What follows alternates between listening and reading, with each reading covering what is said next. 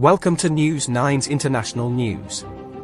I'm with you, Daniel. NATO denies plans to send troops to Ukraine. NATO's Secretary General has said there are no plans to send troops to Ukraine, as Russia claimed it was ready to enter a direct conflict with the Western military alliance should it put boots on the ground. Responding to remarks made by French President Emmanuel Macron the previous day, Jens Stoltenberg on Tuesday denied that NATO countries were considering the possibility of sending troops to Ukraine amid the Russian invasion. There are no plans for NATO combat troops on the ground in Ukraine, the NATO chief said. Macron told a meeting of European leaders on Monday that while there's no consensus today to send in an official, endorsed manner troops on the ground, nothing can be ruled out. Russia was quick to leap upon the French leader's comments. Kremlin spokesperson Dmitry Peskov called Macron's suggestion that Western states could send ground troops to Ukraine a very important new element. It is absolutely not in the interests of European members of NATO, he told reporters.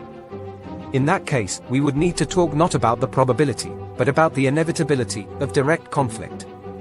While ruling out NATO military action, Stoltenberg again insisted that the alliance would continue to support Kiev strongly.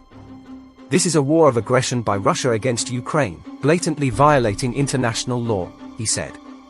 According to international law, Ukraine of course has the right to self-defense, and we have the right to support them in upholding that right. Macron was hosting European leaders in Paris when he made his comments, seemingly seeking to position himself as a European champion of Ukraine's cause at a time when US support is waning.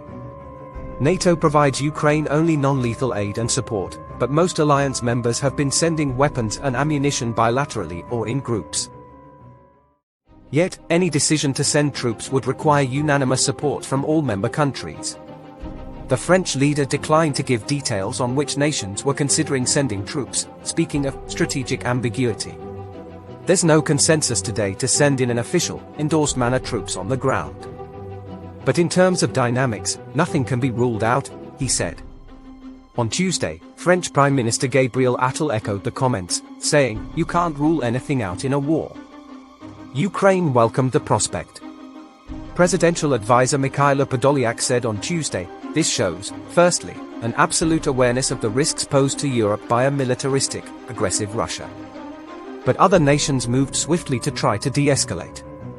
At a bilateral meeting, Polish Prime Minister Donald Tusk and Czech Prime Minister Petr Fiala, two of Kiev's strongest supporters, said they were not considering sending troops.